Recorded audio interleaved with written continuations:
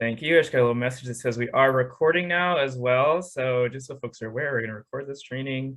But welcome to Reimagining Safety in Our Communities. My name is Mike Leonard. I'll be co-facilitating this training with my lovely colleague, Mo Barbosa. Both of us at Health Resources in Action, working in our training and capacity building department. We'll do a little bit more in the way of intros in a minute, but just want to kind of dive right in and make sure everyone's kind of on the same page and we're all able to sort of access the different tools we're going to be using today. So we're going to look at a little bit of Zoom 101. I know everyone's like, yeah, I've done Zoom 1,000 million times by now, but hopefully if there's anything, that comes up, again, Tanayo and Kelly will be your resources. But if you go to the next slide, just want to say one thing about our sort of training style. I'm sure some of you have been on CHTI trainings, and we kind of follow this training philosophy that we have at HRIA, which kind of boils down to being really interactive. We don't want to talk at you for 3 hours, and I'm sure you don't want that either. We really want to have a conversation, and this is going to be a very discussion-based kind of session over today and then on Thursday as well. So please, if you can be on camera, like that's really awesome. We love to see your face. We understand that if that's not possible, but as always, feel free to just unmute and jump in, interrupt us. You don't need to sort of wait for, whatever, you can just jump in. So hopefully folks can, find the mute and unmute button and the start and stop video button at the bottom left of your screen. This slide kind of gives some instructions about joining by phone. If you have audio issues, that can be, or if you have connection issues, that can be sort of a way to ground your connection so that it's easier for us to hear you. So there should be an option if you've already joined by audio at the bottom left, when you click that little caret by your mute button, there should be an option there to switch to phone audio if you prefer to do that. And then you can dial in with your phone and connect your own sort of participant ID since you're already in the meeting. So if you have trouble, if you need to do that or you have struggles, please, again, just send a chat to Tanayo. I don't know when I'm going to get real work done. And they can help you out. So awesome. So just want to say a word about that. Again, we're going to be doing some breakouts later. You don't really have to do anything tech-wise for that. We'll kind of give instructions and everything then, but we'll be doing breakouts where you can select which room you want to be in. We'll be doing breakouts where we automatically assign you. So hopefully everyone's done a breakout room before, but if not, this will be a new and fun experience. And then I think this is just talking about a little bit more about joining by audio. We do ask that folks stay muted if you're not speaking, just because like background noise and all sorts of things happen. So if you wouldn't mind doing that, but as I said, like, please just unmute, jump into the conversation at any time that feels right for you. Okay, so let's get into some introductions. So I'm actually going to let Mo introduce himself since I've been talking a little bit. So Mo. Thanks, Mike. I'm Mo Barbosa. I serve as Senior Director of Community Engagement at Health Resources in Action. I've been here, it'll be 23 years in June. I'm really excited about this conversation. Not only is it part of the work that we are doing at HRIA in terms of helping communities to be healthier, but it's also part of my personal work in and organizing in my community and in the communities that I get to work in. I think this is a conversation that many communities are starting to have and are at different places in, and so I'm excited about what all of you also bring to the conversation and what your experiences have been with these really challenging spaces. We have not confronted a basic structure of our communities like this in a long time, and I think it's an important time to do it. So thank you for joining us in the journey and the conversation. I'll turn it back to Mike. Thanks, Mo. And again, I'm Mike Leonard. I've been with HRIA for 2.5 years now. I primarily actually work on our opioid overdose prevention training project, which is part of our Be Here initiative at HRIA, which kind of focus on behavioral health and racial equity. My co-manager, Gracie, is on this call. Hi, Gracie. But we do a lot of training around substance use, harm reduction, various sort of different topics like that. So if you're interested in that too, you can send me a chat, and I'll drop my email at the end.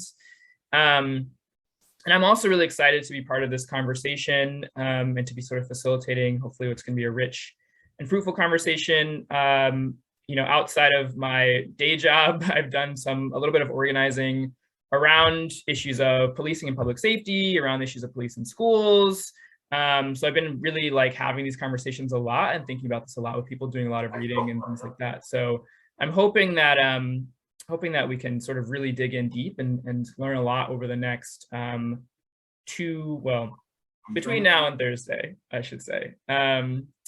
So wonderful. Now we want to hear from you all, and I think what do you think, Mo? Should we go around, or should we do this in the chat box based on our size here? Say that again, you're muted. Sorry. I think we should go to small groups because I think we're going to be large enough in a Slack too. Great idea. So we're going to do this in breakouts. So what we want you to do is, in your breakout room, you're going to introduce yourself to the other folks that are there. You can share your name and pronouns, your organization, what organization you work for, and what role you play, and what city or town you're in. And then pick one or as many as you like of these additional questions on the right-hand side. So number one, what is a place you visited that changed how you see the world? Number two, who is a person you met from a different culture that helped you appreciate differences? And lastly, a moment you realized that how you were different was an asset to yourself and those around you. Okay, and I see those going into the chat. Thank you, Tanayo. So you can share as many of those as you want. You can share just one of them, but please do share your name, at least your name and pronouns, your organization, your role, and your city and town, so folks know who you are. And this is also a good moment to, if you are joining from like a work account or like an email is showing up in your name, go ahead and right-click on your little video box, your little thumbnail, or click the three dots at the top right of that. And there should be an option that says rename that pops up in the window toward the bottom of that window. And you should be able to rename yourself. So we refer to you in the name that you would like to be, and not some acronym or email or whatever. So please take a moment to do that. But we're going to go to breakout rooms now, and we're going to be answering these questions, which are in the chat. Do click on the chat before you go, so you have access to those questions, because I know you're going to forget. So make sure you click on the chat before you go. But otherwise, I'll turn it over to Tanayo to work a little Zoom magic. Welcome back, everyone. I think it looks like everyone is back. So hopefully you got to know somebody new, and I'm sad that I didn't get to hear, all your choices and where you're from and all those sorts of things. But hopefully we'll learn a little bit more as we go. And really importantly, if I do pronounce anyone's name wrong throughout the training, please just let me know so that we're not doing that for the full 2 days that we're together. All right, so let's keep going. If we could bring our slides back. We want to do another really important thing together at the beginning here, which is to think about what we're calling group agreements. You might call them ground rules, whatever you want to call them. We want to think about how we want to share space together this week. We're going to be talking about this idea of safety, which we're going to talk about public safety. You're going to talk about community safety, what it means to have safety for individuals. We might get into all of those things, right? And so naturally, we're going to be talking about things like law enforcement, but also things, broader things like housing, the environment, all these, healthcare, right? We could get into all of these conversations, and we might have disagreements, and we might have different perspectives. I'm sure we'll have different perspectives about all of these things. So we want to make sure that we have a balanced, thoughtful, or respectful conversation throughout these next 2 days, between Tuesday and Thursday today. So I want to give some space if folks want to offer what is an agreement, for that we can all agree to for how we're going to have our conversations together. How do we want to occupy this space together? So I'd invite you to either unmute and just share, or you can put it in the chat. And we'll try to sort of capture everything So we have that, but I wonder if anybody wants to unmute and offer something or share something in the chat.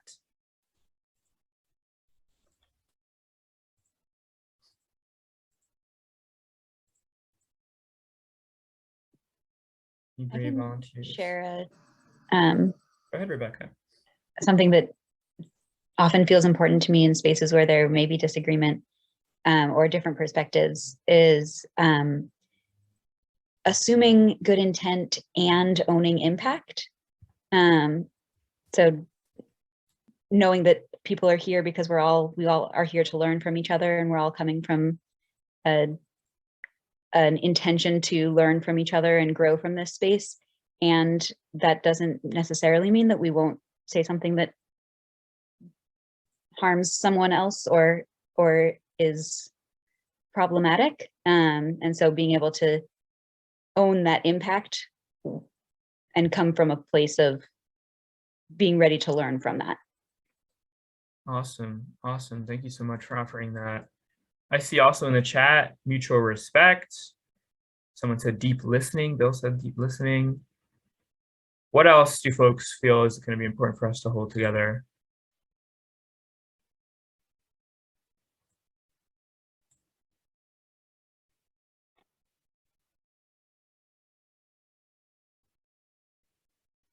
Mauricia said being present.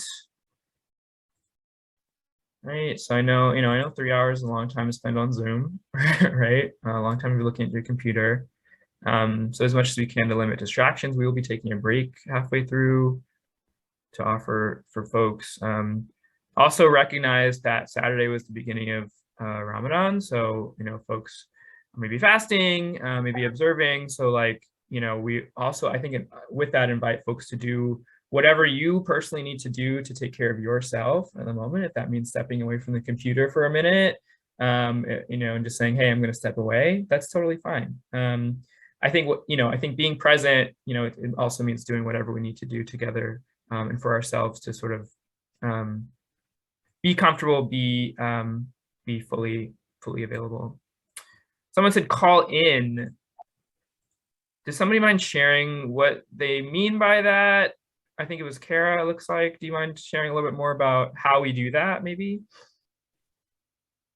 Yeah, thanks, Mike. So in conversations that can have conflict or disagreement, it can get heated, and part of the oppressive culture is to cast out and shame and be punitive, and using a restorative justice lens, like to call people into conversation. It doesn't mean to be permissive or to be, it doesn't mean that we are like overly forgiving, but it does mean that we can talk about things with respect. And so if somebody makes a mistake, it's about how do we hold support and accountability for when things happen, instead of punitive, which fits into kind of a carceral system of punishment and casting out. And this concept is from Loretta Ross. Just want to credit her. That's, as far as I know, that she's the one who coined that term. And I guess the other thing I like to say around calling in is that if I'm being called in or anyone's being called in, to like own if the situation has a power dynamic to it. So if like as a queer person, if I call somebody in that might be talking from a straight perspective, that the straight person really take a step back. Or if I'm as a white person get called in around something around race, that I really take a lot of space back and just do a lot of listening to own the power dynamics that might be playing out, that are often invisible and trip us up and actually getting anywhere. Yeah, thank you for offering those. And I think particularly we said about resisting sort of carceral norms in the way that we interact together will be really important for how we think about just having this conversation, and the conversation itself around when we think about safety, right? And the way we've kind of defaulted to incarceration, to punitive sort of measures. I think that'll be a really good thing to remember in our conversation. I see lots more that I think somebody, Gina or Tanaya or Kelly maybe is capturing beautifully on the slide. Thank you for doing that. There was one question I want to ask that I saw Rebecca asked in the chat, which is, she said, if I'm curious if for those celebrating Ramadan, if it may be helpful for others not to eat on camera. Does anybody have a thought about that? If you don't want to unmute, you can put it in the chat too, but just want to raise that up in case folks want to respond to that. But if not, that's also fine.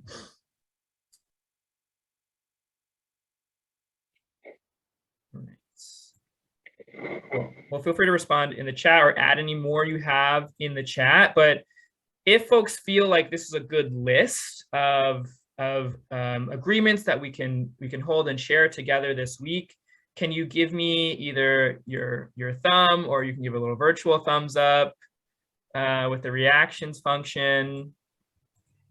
Would love to see folks.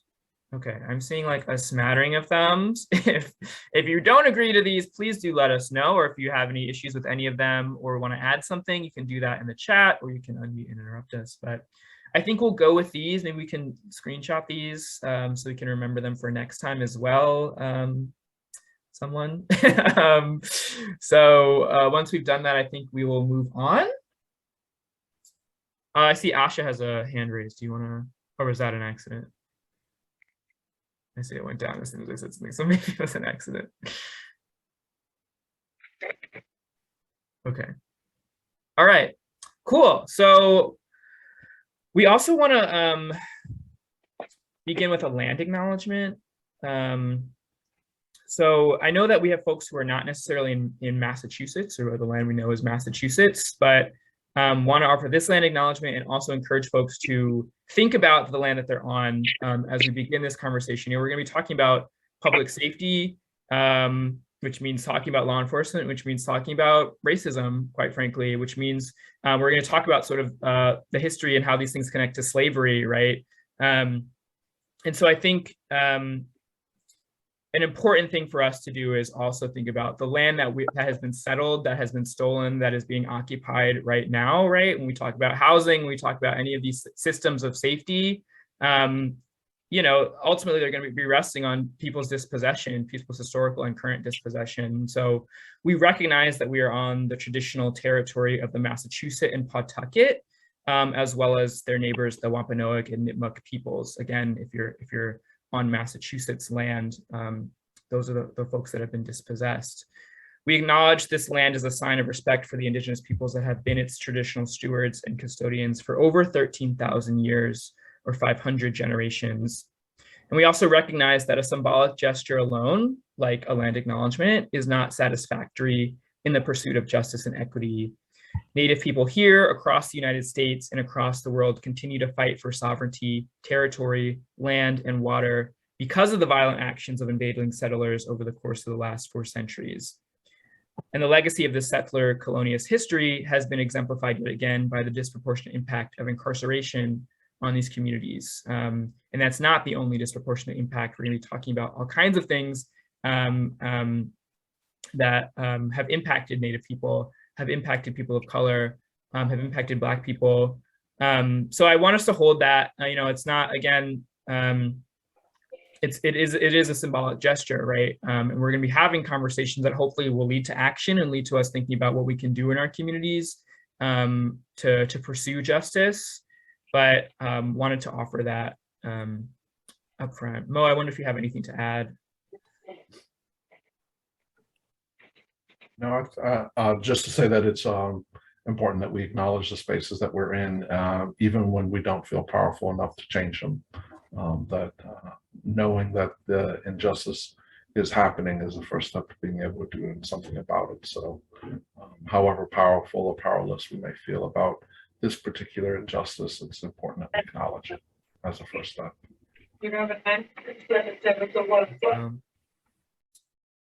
Okay. With that being said, I want to remind us of what we intend to learn today, our learning objectives, which you may have read a version of these when you register for the training. but we've tweaked them a little bit and you know, thought deeply about how we want this conversation to go. And so here's what we roughly think. We'll leave these 2 days sort of knowing or having talked about. So hopefully you'll be able to sort of, for yourself, define safety in the context of community and identify ways in which Black and Brown communities have been historically made unsafe in the United States. We're going to be exploring some historical examples with videos, with small group conversations. So we hope you'll sort of offer what you know as well, right? In addition to what we sort of offer in this training. Number two, we hope you'll think creatively about changes we want to see in our own communities moving forward. So this isn't just a sort of looking at the past, but we also want to be thinking about what can we do in the future? What can we do right now? And lastly, name strategies to amplify community voice and role in maintaining safety, justice, and equity. And I think this one's really interesting, where we can think about, you know, what roles can we build up in communities, right? What roles are we sort of traditionally relying on the police or on the state or on the government to fill that, you know, that we in our neighborhood could fill? What would that require? What kind of relationships will we need to develop in order to make that happen and make that a reality? And how do we do that? So that's going to be sort of our third objective. And then our agenda, we're just going to look at the agenda for today on the next slide. So obviously we'll share the agenda for the second day when we get there, but we're kind of in our introduction. We're going to do a brainstorm in a minute about what makes us feel safe, or what makes our community feel safe, before we look at some definitions for safety and talk about, well, how do we even define safety or public safety? We'll take a break, hopefully around 11:30. Or I think maybe 11 or 11:30, somewhere in there, forgetting how halfway works. And then talking about some examples, as I promised, of like how Black and Brown people have been made unsafe, right? Even by these systems of, especially by these systems of public safety. So that's gonna be called When Public Safety Isn't for Everyone. We're gonna look at a video, we're gonna talk about some sort of historical context. And then we're gonna close day one. Here, maybe leave some time for a little bit of feedback, and then look ahead to day two. So does anybody have any questions about our learning objectives or the agenda, for at least for today?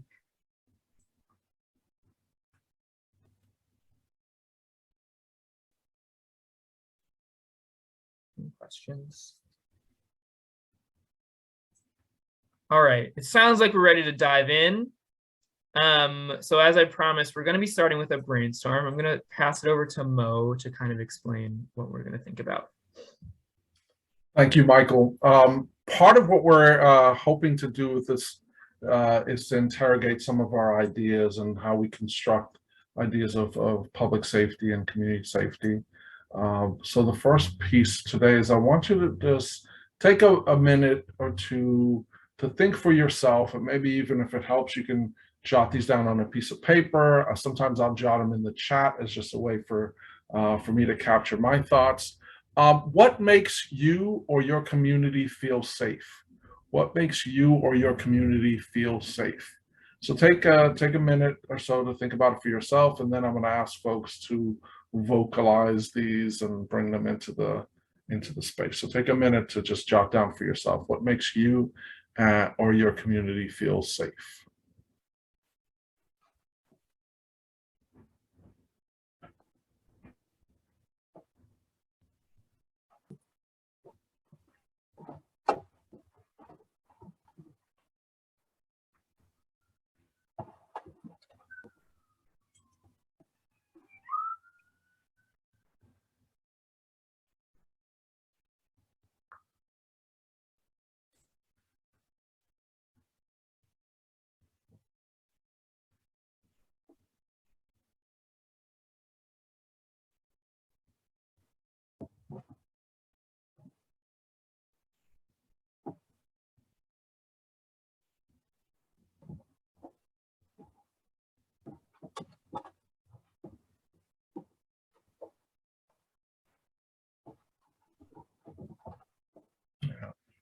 All right.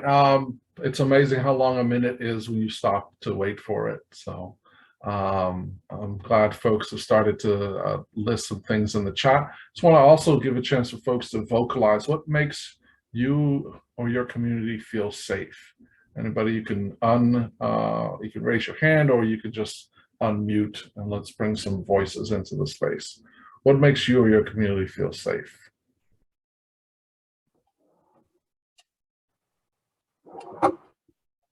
Go ahead, Amanda.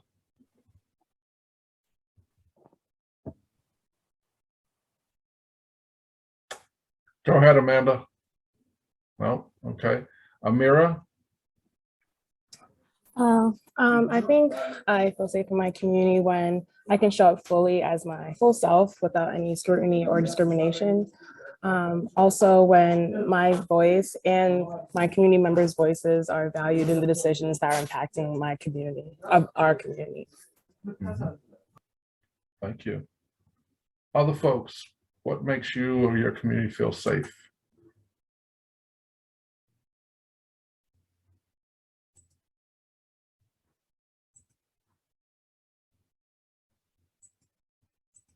I think the visual, it does a lot, you know, for how we feel. I do feel like a well-lit community, and when we see people outside and we talk to people, it does make me feel safer when I feel that I can, you know, have a friendly neighbor relationship, and you know, no visual of violence in the street either. People respect each other. When I see that, I feel safe. Yeah, Mariana. Other people, what makes you feel safe? And there's the headier things, and then there's the like tactical things. So both are welcome here. Go ahead.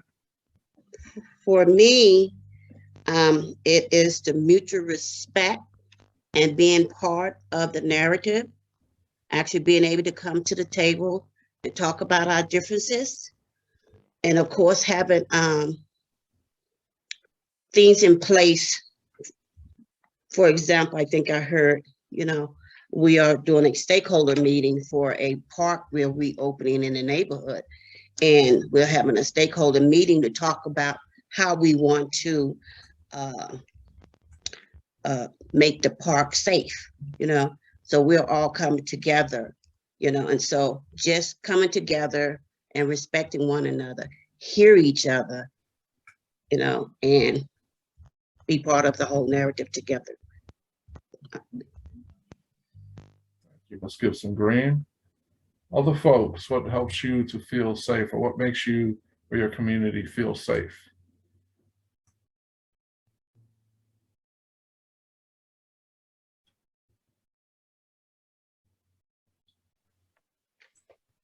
And folks have named a bunch of things, but I'm also asking you, like, what creates those things that you named?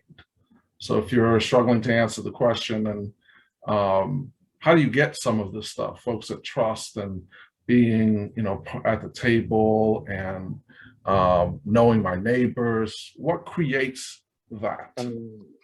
Mo, Brother Al. Go ahead, Brother Al. Thank you, sir. It's good seeing you again. Good to see you, bro.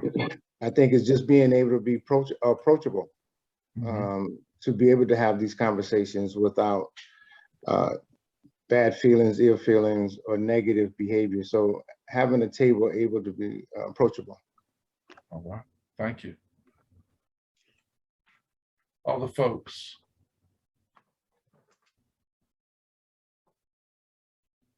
Can I share again? I'm sorry, I'm not gonna take over. This is Mariana, and I feel like I would feel safer if the people in power of my community would maybe possibly look like me, or look like the people that live in my community. I would feel that, you know, the people in power that make the decisions for my community would actually defend the interests, our interests. Mm-hmm. Mariana, you brought up a really important piece there, that you know, the defending and representing your interests would help you to feel safe. One way that we think about it is by having people who look like us or are members of our community be the people in power. But it also creates that path that it's not the only way that you can do that. Like representation isn't the only way to have that. What you're really looking for is the people to have your interests in mind and at heart. And this is part of what we're going to be interrogating all day, is that there are interests, like the things that we want, and then there are the kinds of positions that we take up that often are about how we feel we could get to that interest. And I just want to tease that a little bit, because part of having this conversation is starting to like pull apart, where is it that some of these things are artifacts of how our communities have been created, and where is it that we could do it differently. So appreciate that, Mariana, and we will never hold you back. Other folks, any other things you want to add? I love that good plans for natural disasters in quotations. Absolutely. Yeah, I like that too, Mo, because it makes me think, like, I was thinking about, as we were planning this training, how, you know, sometimes we think like, what is safety? And it's like, well, if there's reduced crime, right? But there's so many things that like impact our safety that are not like captured under crime. Like a natural, you know, if my car gets swept away or my house gets swept away by a flood, nobody committed a crime. Well, depends on who you ask, but nobody committed a crime, right? And nobody's going to be like arrested for that thing happening, right? So I think there's a lot of things that can impact safety that aren't criminalized. There's a lot of harmful things that aren't criminalized that impact our safety. There's a lot of things that are criminalized that don't necessarily impact safety in the same way. So I think that's going to be also interesting to sort of think about what are some of those things in the next couple of days. As folks are looking at this slide, I'm sorry, did you want to add something? Go ahead. Yes, this is Lily. I just want to say, you know, understanding each other's culture, you know, go to different trainings, you know, if you know more about me and my culture, you know, I will feel more safer, you know, and, you know, I'm just saying, understanding each other, diverse cultures, and that will make a difference to make me feel safer. Mm-hmm. Absolutely. Thank you, Ms. Gibson Green. Just want to ask folks, what are you noticing about this list? There's a lot of stuff on it, but what are you noticing about the list? And if we could go back to the list there so the folks can see it. Maybe take a quick look at the previous one as well.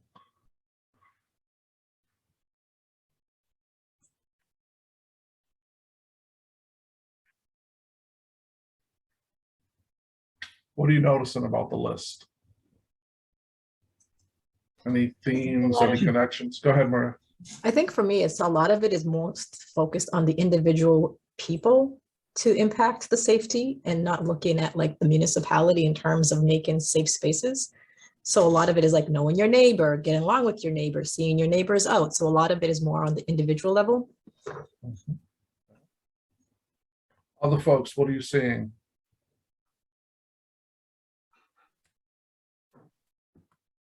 Similarly to what Maria just said, I feel like it has to do a lot about the interpersonal aspect of the community and about how everyone interacts with each other and respects each other.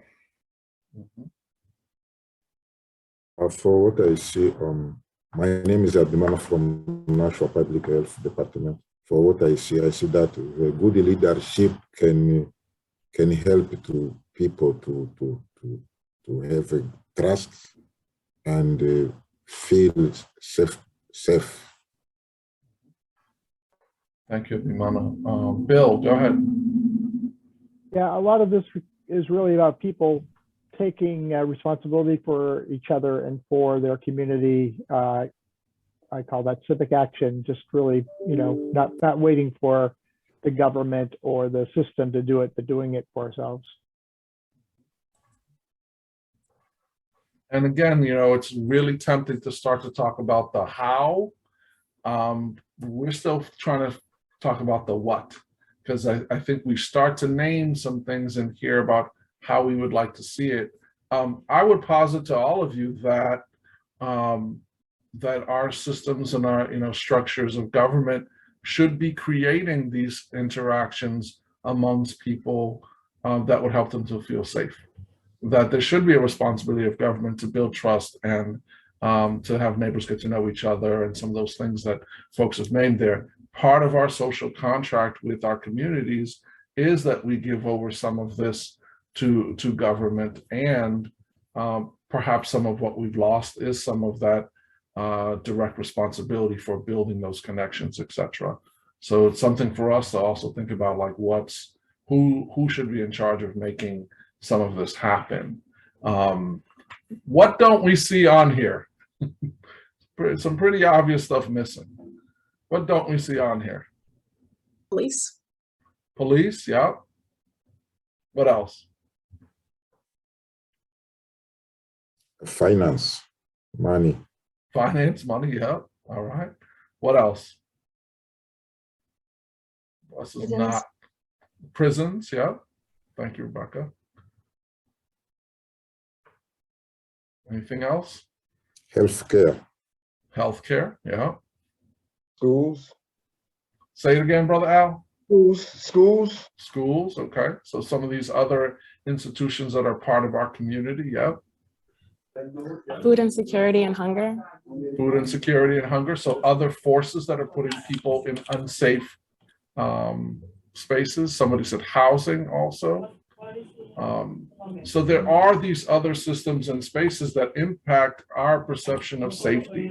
And part of what we're going to examine today and on Thursday is what has been the way that we've been thinking about safety, and how can we think about it differently? How can we create and reimagine public safety differently than what it's been? Getting a little bit of background from somebody, so thank you. Any other thoughts or anything else come up for you as you're looking at this list? I think another thing is missing is social services. Social services, thank you, Arsha. All right, so I want to just push a little bit here. There is the idea of feeling safe, and then there's the actual being safe. Looking at this list, there's lots of things on here that I think would make me feel safer, but does it actually make me safer? And so what do folks think about that difference between a perception of safety and actually being safe in our communities?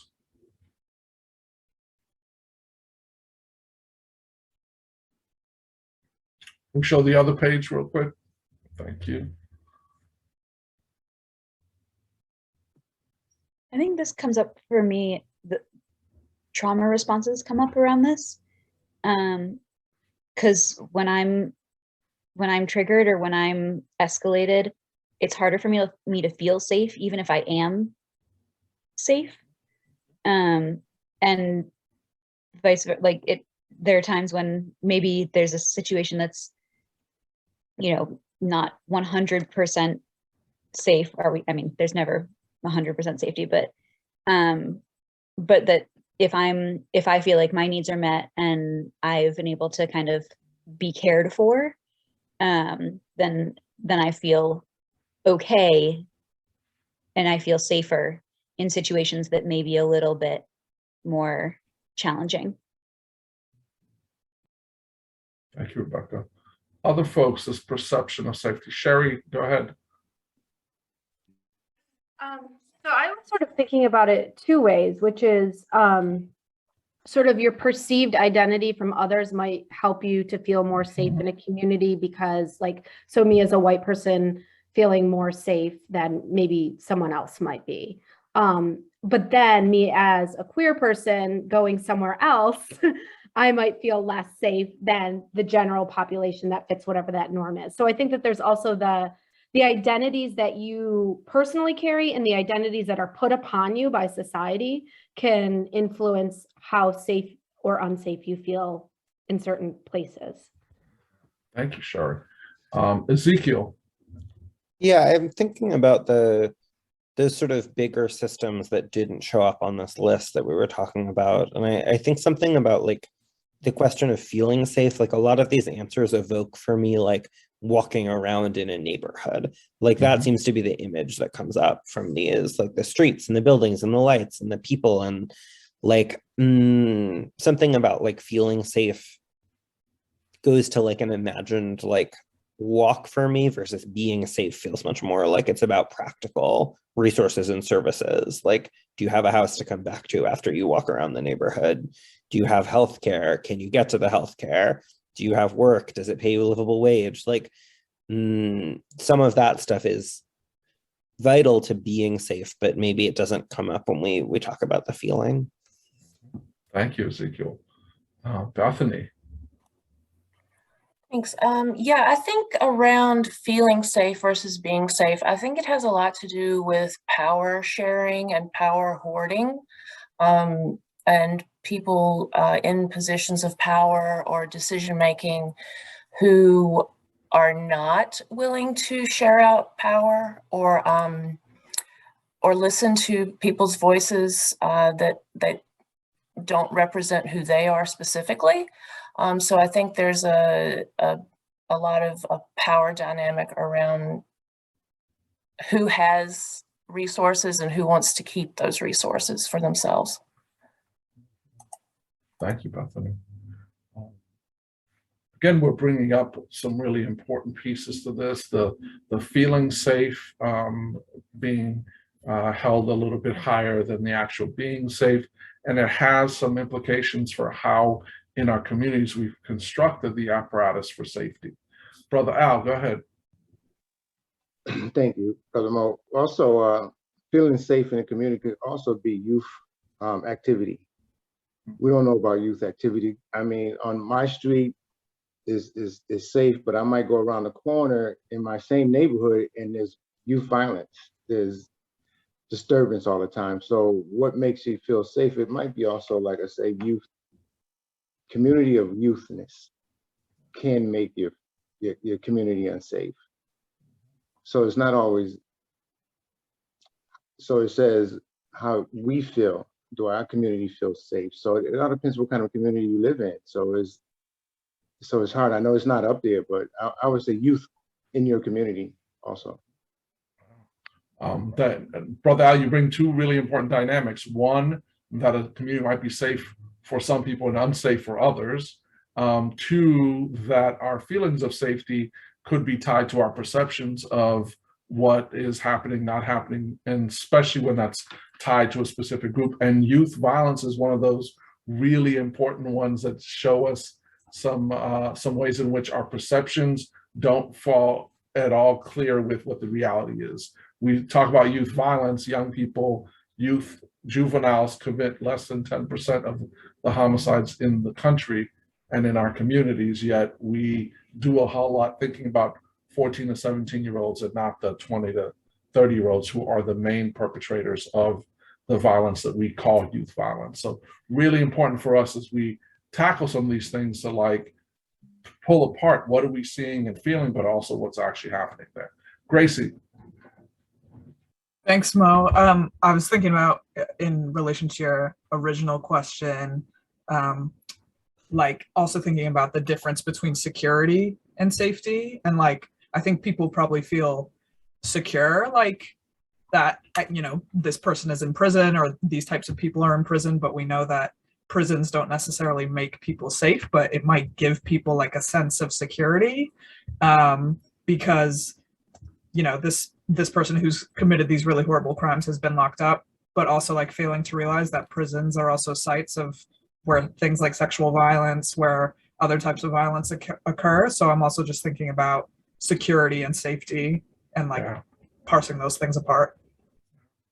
Thank you, Gracie. And that's one of the things that we're going to start to interrogate as we think about some of these definitions. Where is it that we're really thinking about something like security or having the potential for harm be distant from us as opposed to it not existing?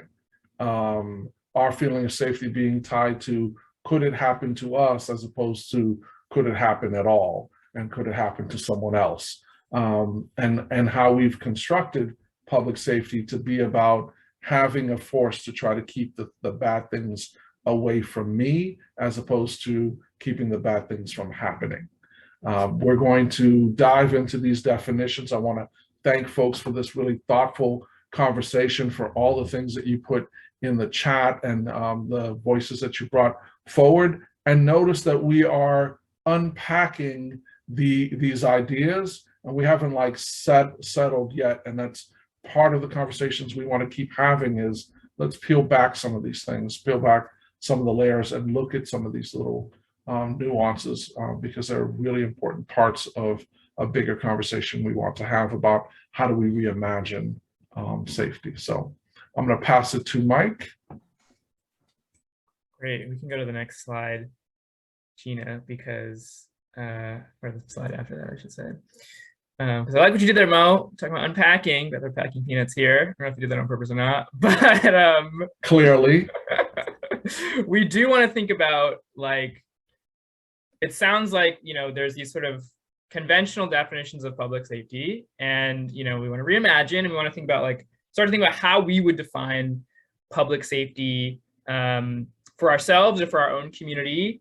So what we're going to do is we're going to look at, I've pulled 3 definitions from the wonderful internet that we're going to look at. And with each of these, I want us to think about sort of all these things we've been talking about, particularly like who is charged with public safety, like whose responsibility is it in these definitions?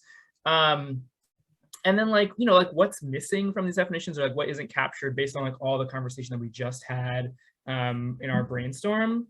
And then we're going to do a breakout room where you get to sort of pick one, really dig into it, and then sort of think about, okay, well, what would I add to this, or what would I sort of, how would I reframe this definition for myself?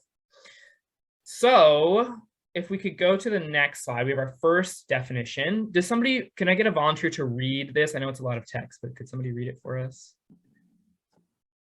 aloud? Maybe somebody from Fitchburg. Like me? If you like. Mariana. Yes, Cynthia's from Fitchburg. Do it, Cynthia. Public safety means the obviation of danger to the general public, to public property, and to streets, railways, airports, ports, canals, docks, waterways, piers, bridge, gasworks, and their appurtenances, and telephonic, and other electrical signaling lines. Thank you, Cynthia. Somebody mind reading the paragraph starting with public nuisance? I can read it if no one. Go for it, Amanda. Public nuisance means anything which is injurious to the safety or the health of an entire community or neighborhood, or any considerable number of persons, or unlawfully obstructs the free passage or use in the customary manner of any navigable lake or river, bay, stream, canal, or basin. All right, thank you for working through those. These are very, you know, you can sense the legalese. I pulled this from sort of a law website that's basically taking these definitions and how public safety is defined in like legal documents in different places in the United States, and kind of pulling those together. So you get these, like, I couldn't tell you what an appurtenance is, but a lot of the, like, sort of, you know, the infrastructure, right? We're talking about docks and wharves. I know people mentioned streets and sidewalks and things like that on the previous brainstorm. So like kind of thinking about those things and removing danger or obviating danger in those spaces. Okay, so that's one definition, and that's from Law Insider. Can we go to number 2? Can someone read number 2?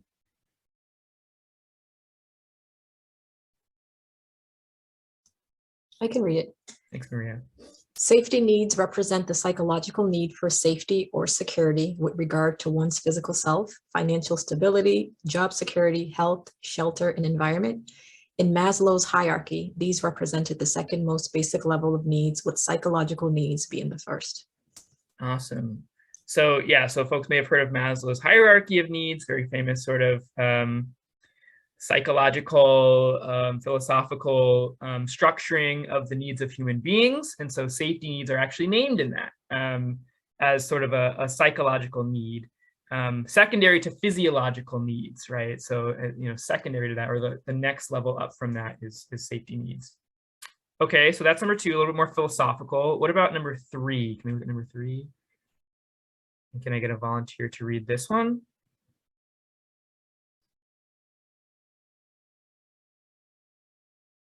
I can read it. Thanks, Ezekiel. Public safety refers to the government's duty to protect the general public from injury to person or property, resulting mostly from the actions of third parties. All right, and this is again kind of a legal, but more. So this paper that I pulled this from, where actually the author was kind of questioning these typical legal definitions of public safety, but offers, folks who wrote the laws over the years, like this is kind of the basic definition that he noticed in sort of reviewing legal doctrine and things like that. All right, so we've got 3 definitions. Can we go back to number 1, Gina? All right, so just kind of reviewing, I'm just going to give you a chance to look at these again. What you're going to do is pick which one sort of speaks most to you, or which one kind of caught your eye or caught your ear. It doesn't have to be like your favorite one or the one that you like agree with, but like which one you find kind of most interesting, because you're going to go into a breakout room to talk about that. So that's number 1. These are also going in the chat. Thank you, Tanayo. Can we look at number 2 again? Okay, so for Maslow's hierarchy of needs.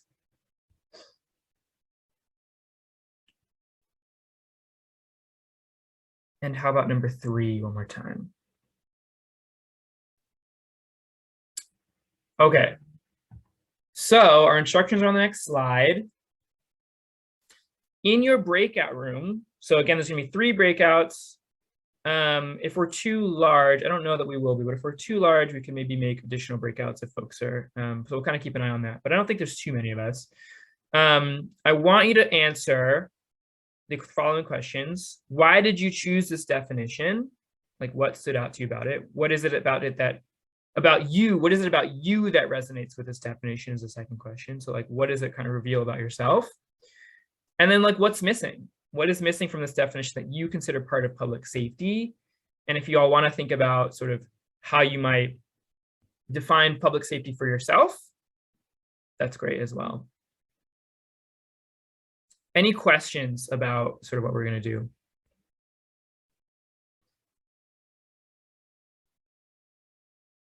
Okay. Mo, anything to add?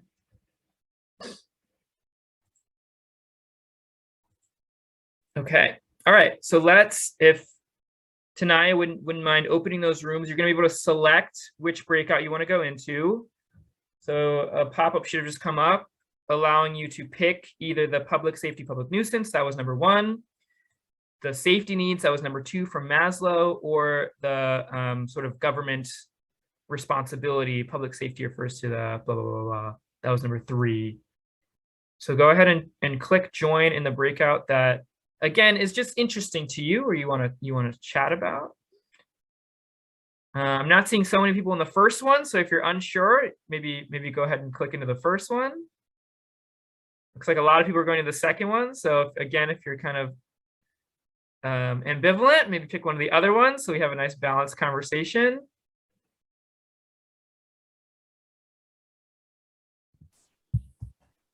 This meeting is being recorded. Welcome back, everyone. We'd love to hear maybe like just a brief comment from each group and sort of like what you talked about. Maybe we can look at those definitions so people are kind of reminded which people had what. But group 1, does anybody want to like share a little bit about how your conversation was, what you talked about?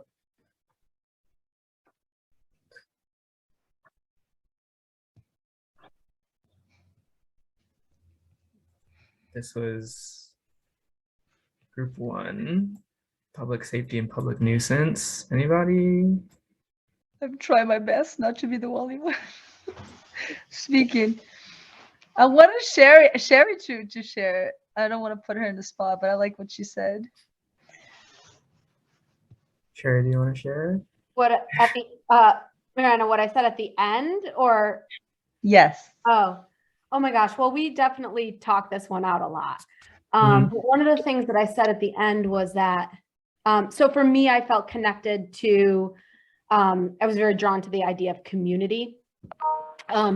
But that it was hard but it was hard that the language didn't necessarily resonate because it was, just the actual, so legal. But that for me, when I saw this, I thought about how, for me, safety means connection, and it means connection to whatever, nature, a higher power, your neighbor, it's about relationship. And so that's, that I kept pulling that out, even though I didn't love the rest of the language, but really about the fact that it was centered on community, and just how hard it is, because who says you're part of community and who says you're not part of community, and how is that said? Thank you, Sherry. Yeah, that sounds like it was a very interesting conversation. I'm glad you were able to sort of draw, even if you didn't really like the definition itself, right? There were sort of aspects that are there that are kind of like assumed things that maybe are sort of valuable to hold on to. Awesome. Anybody else from group one want to add anything? I was thinking about the transportation. It's two parts. We have the leadership and the people. There is collaboration, and when you have good structures like good road, good street, if you, the user, you are not entertaining them, they cannot last as expected. And we were saying to your home, your house is the place you need to be safe, because the only place you have the whole power, you are the boss at your own house. So that it gives you the feeling that you are safe. And we gave an example too. Even if when you put your sign, do not follow your dog here on my property, people still come to bring their dogs on your property. And your neighbors, not the people from far, just your neighbor. You look in the window, you see that is your neighbor. That's make you unsafe. Yeah. And it's kind of interesting too in that example how, like, I might put up all the signs I want, but if I don't have a relationship with that neighbor, they're gonna come on my lawn and like let their dog do whatever, right? So that kind of reminds me of like the relationships conversation we had earlier. But thank you for adding that. Thank you to group one. Maybe we can move to group two. Anything folks want to share back from your conversation about this definition, looking at kind of Maslow's hierarchy? What did y'all talk about?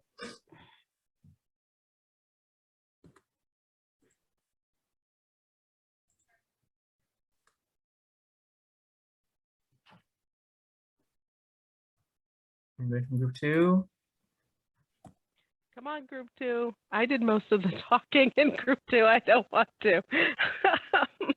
Come on.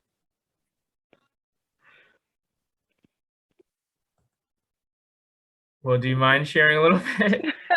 Marcia, do you want to start, and I'll happily jump in if you want to start us off, or if you want, I'll go and then you could jump in. Either way. Okay. Go, Cara. I will say what I said a little bit. So I chose group two because I felt that it really encompassed 1 and 3. That your psychological needs are intimately intertwined with your physical surroundings. The example I gave was like, I have clients that sleep under bridges. If bricks are falling off the bridge, well, then that is a problem for them, because then they can't sleep there safely, in addition to all the other issues that they have. And I actually, when it comes to number 3, I actually was speaking to a client in the street when somebody came up and assaulted him in front of me. So I see all those needs as being encompassed under 2, and that's all I'll say. Yeah, and 2 talks about the physical self, financial stability, job security, health, shelter, environment. So yeah, definitely hearing those come up. Thanks for sharing that. Anything to add, Kara, or anybody else from group 2? Just how interesting that like the idea of safety can be used to manipulate, the example of trans students not being able to use the bathroom of their choice because it would make cisgendered students feel psychologically unsafe, or how it's just being used. It's the idea of safety can be twisted, came up, and it was an interesting conversation. And also what's missing from Maslow's hierarchy of needs was also a good part of the conversation. I also wanted just to say, like, I didn't say it in the group, but isn't Maslow's an appropriated like concept from indigenous peoples as well? So just wanted to make sure that I said it out loud, even because I'm not sure.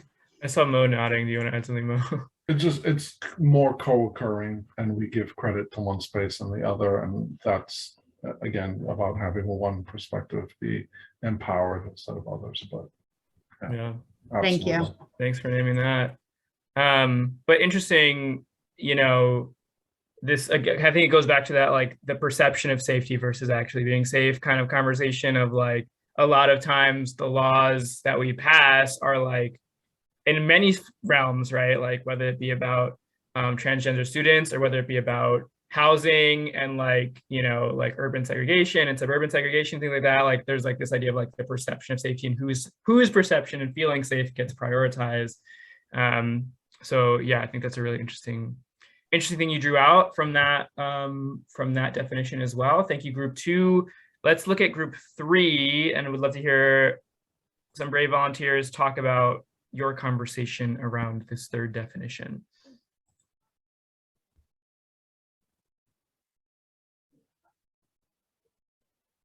Anybody from group 3?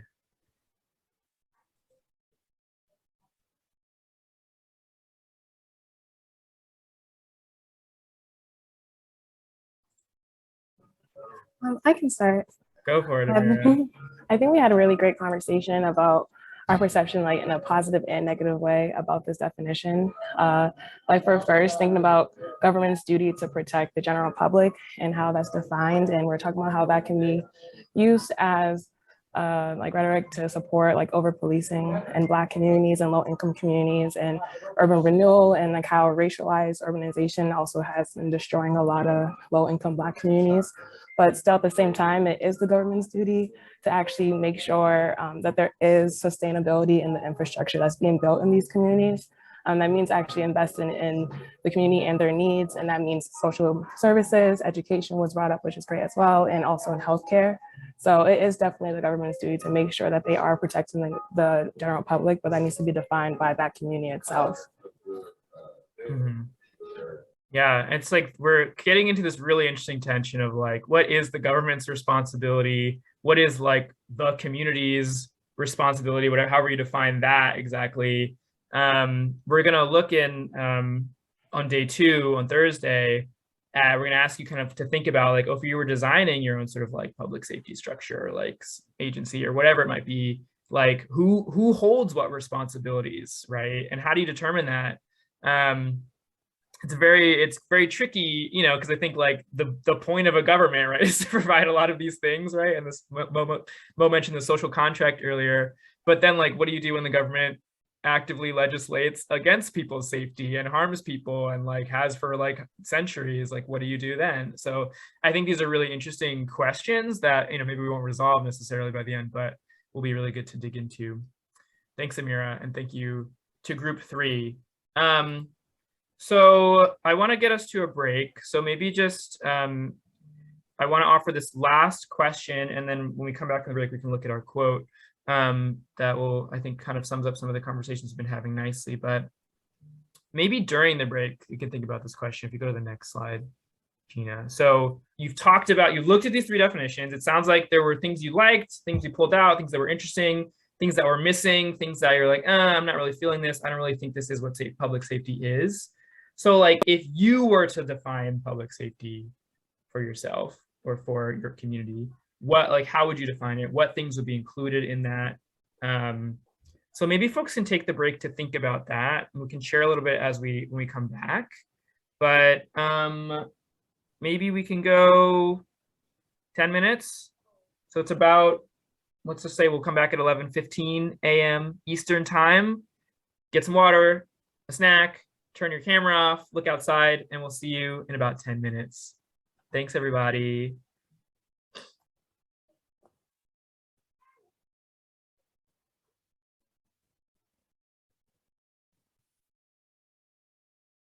Awesome, thank you. Kara, I see your hand. I don't have exact words for this, but what keeps coming up for me is about how, especially in American culture, that we have such a hoarding problem in our culture of like certain people having much more needs met and beyond needs met, to the, like, if it were shrunk down to the concept of a family, like as a metaphor, that some people would have like be living in squalor in the same house, and other people would, like have servants serving them in the same exact house. And if we like extrapolate that to the nation, we allow that to happen. So it feels like a public illness that we have, that we allow certain people to have all of their needs met, and then to the point where their psychological needs are that doesn't feel healthy to me. So where is health in public safety, I guess, is something that's coming up for me as like public health, not as in the field of public health, but the health of the community at large. Yeah, like I love that metaphor of the family. Like you'd never let someone in your family starve while you were being served by a servant. So why do we allow that at the national level, at the state level, at the local level? Awesome. So, keep thinking about this, like push yourself, push your own definitions, right? I think what I love is that, we're kind of pushing ourselves to think beyond, like what Bill said, like the narrow definition, or what we maybe have been sort of trained to think about when we hear this phrase, right?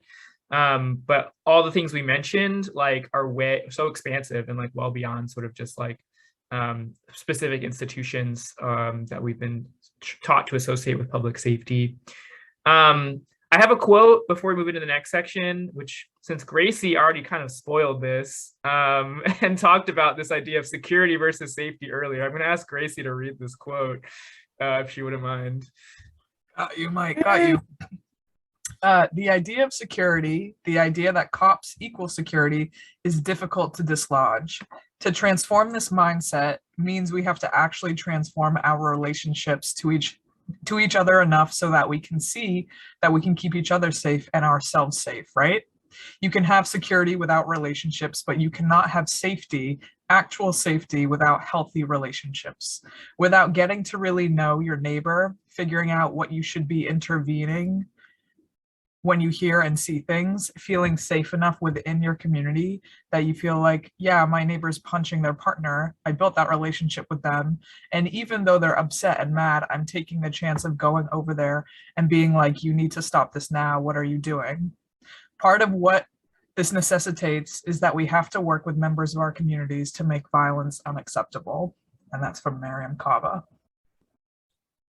Thank you, Gracie. So I think, like, we talked about relationships earlier as being an important part of this.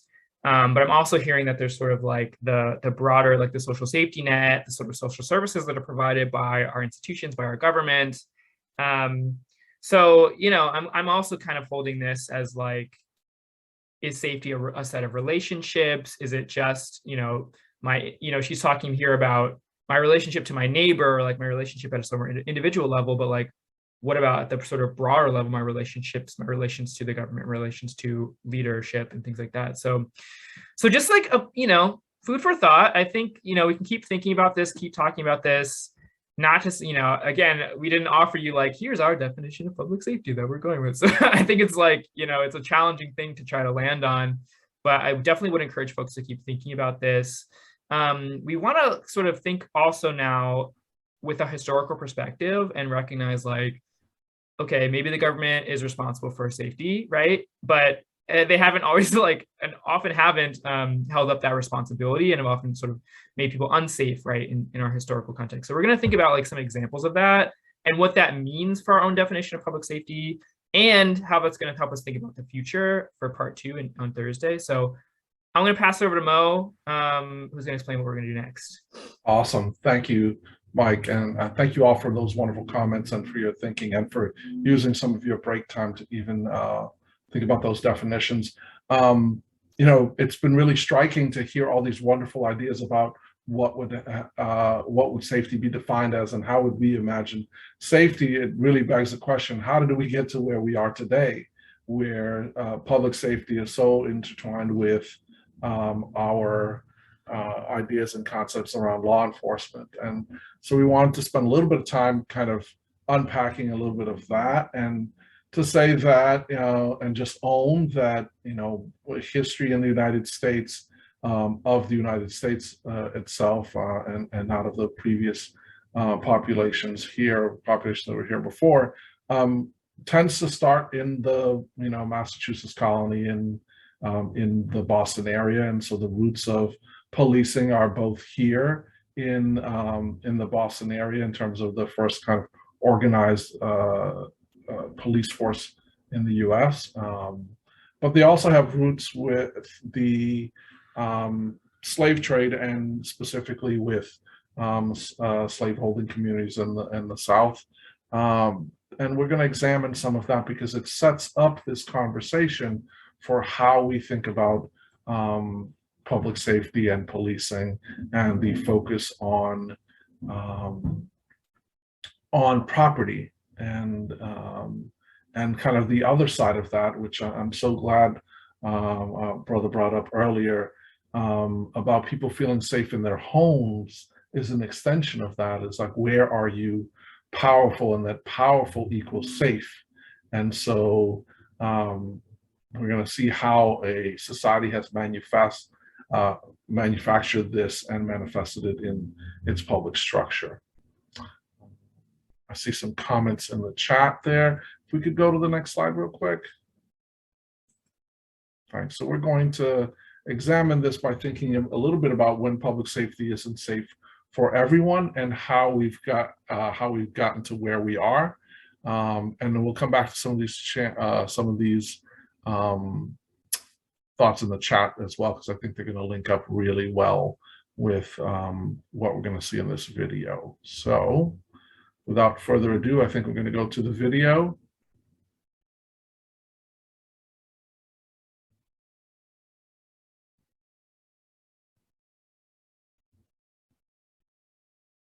Hi, I'm Rand Abdel-Fattah. And I'm Ramteen Arablouei. We co-host NPR's history podcast, Throughline, to help give some historical context to the police killing of George Floyd and so many other Black people in this country. This week, we're bringing you the deep history of policing in America. We wanted to understand how the relationship between police and the Black community had evolved to one so bloody and tragic. So we reached out to this historian.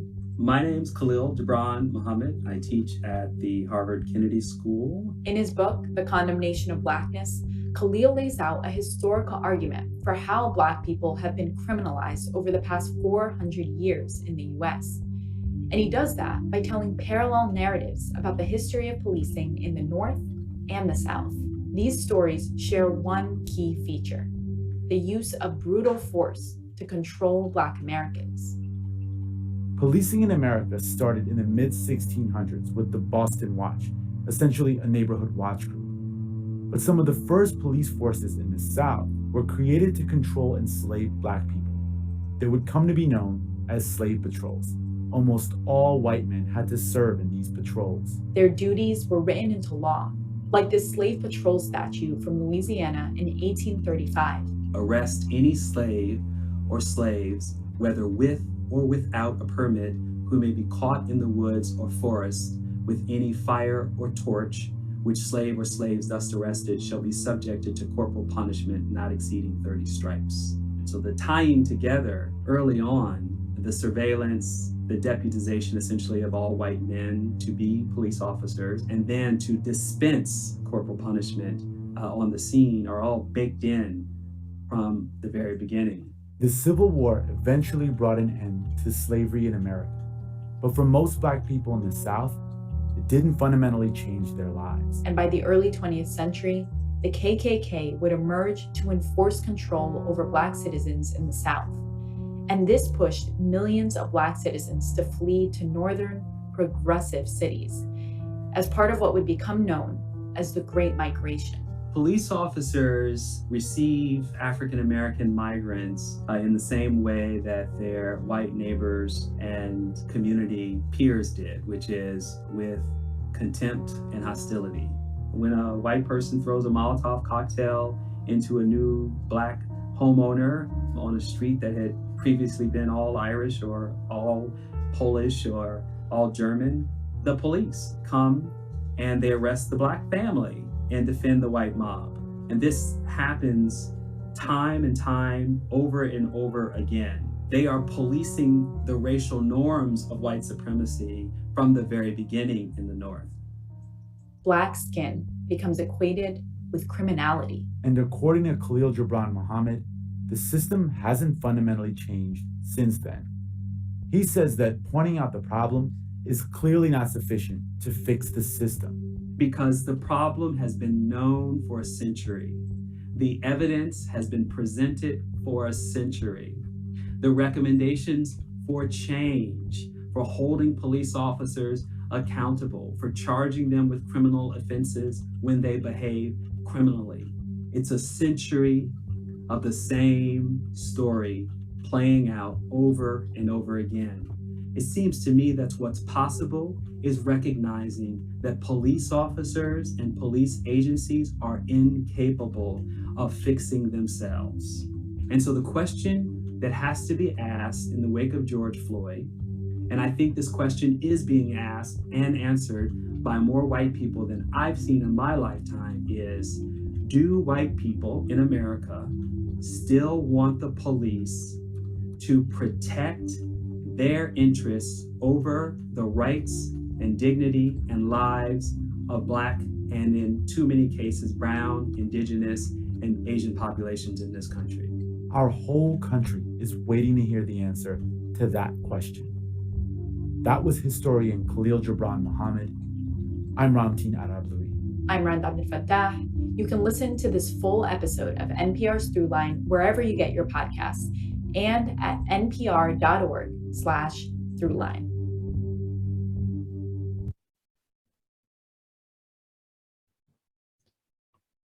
All right. Thank you for listening in on that. Any just initial reactions or thoughts, anything that came from that for you before we dive in a little deeper? Anything that struck you?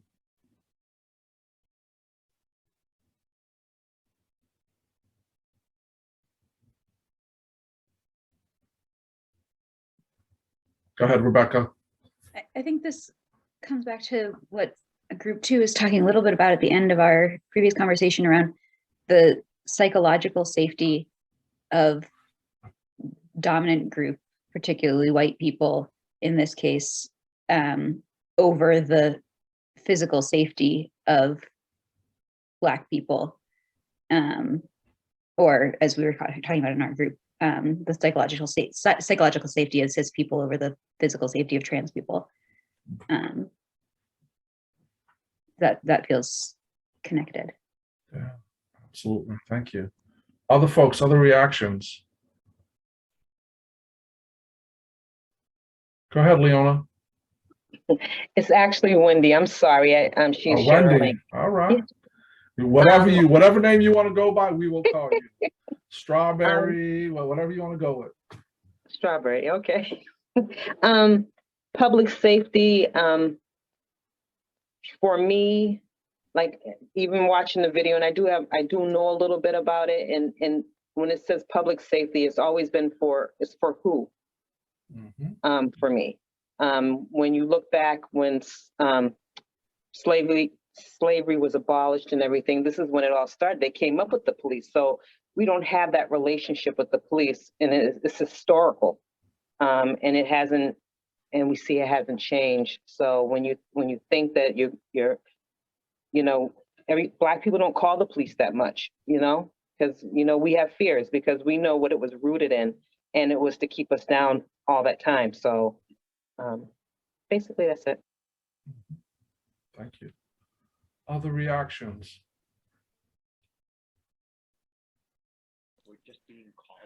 I had a, oh, sorry. Go No, ahead, no, Brother go Al. ahead. No, go ahead, my sister. Well, I just had, I had a different reaction. I've known about this. I've seen the footage. I've seen this before, and it's painful to be reminded of it. But at the same time, my situation is totally different than this. I am the Black supervisor of an all-white team in a city that is actually minority white, and most of my clients are white and suffering. So I know how this has impacted me in my life and my brown family.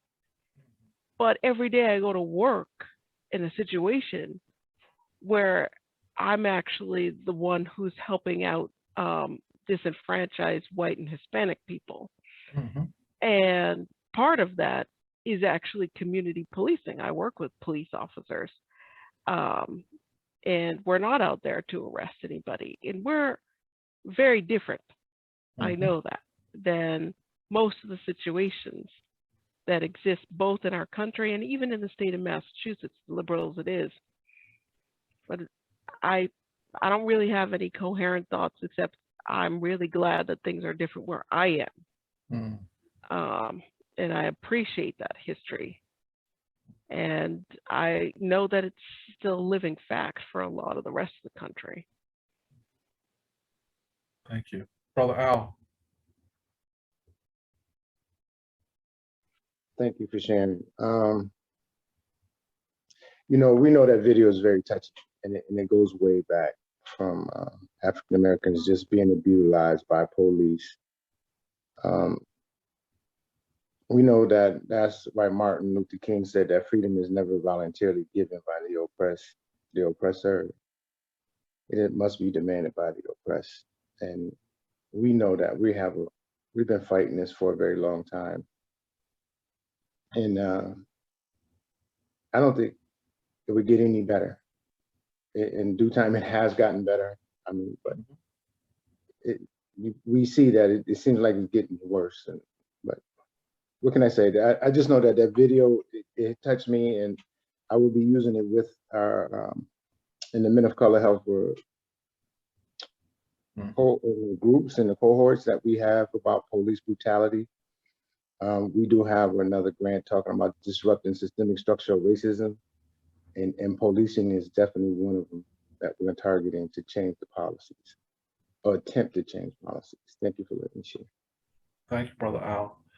One of the things about the history of policing is that, yes, it has some roots in the attempts to regulate and hold property and people as property in the South, but it also has roots with that same kind of function here in the Boston area. And at that time, it was Catholics and Irish and Germans and anybody that the local populace saw as the other, who were being policed, who were being held accountable to the laws and the norms of the population. And that's why I think it's really important for us to see that there is a connection between the experience of Black folks in America and the experience of some other folks as well when it comes to policing, because those disenfranchised whites that Mauricia is talking about have a lot in common, even though it's not the same thing. And we don't want to create the Olympics of suffering and say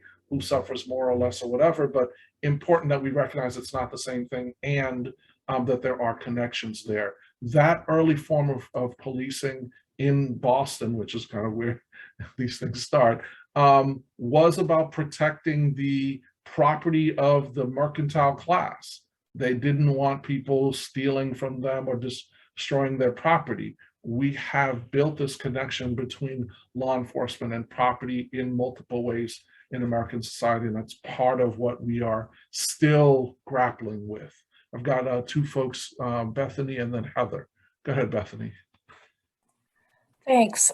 Yeah, this very informative video, and I think if you look at the foundations of our country, even prior to this, if you go back to the 1600s, to the Headright Act, when whiteness was first defined in this country, the power dynamics that exist are built into the fabric of our country. And when we look at police and how police are celebrated and honored and revered in this country, it really goes back to the founding of the country. And, you know, I think by depriving or trying to deprive Black people of their humanity, white people have not walked away from that without losing some of their humanity as well. And I think that's why this violence just perpetuates itself. Yeah, powerful. And I love what you said about it going back to the beginnings. You know, Boston's early kind of night watch starts in 1636. It was like land on Plymouth Rock, take over the land, start commerce, and establish police, almost in rapid succession. And curiously, right about the same time that the first African slaves are also brought to Boston. Heather, go ahead. Well, I had a couple of really strong reactions, and the first one was how successful the splitting of people who became white from people who became Black was.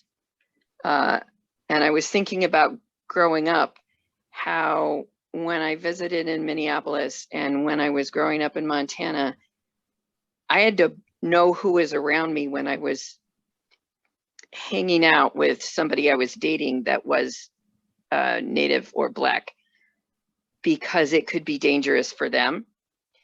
And that's still with some of my friends here, like on the streets of Northampton, Mass, how close we stand to each other when we're near certain groups of people. But I was also thinking about the Bacon Rebellion.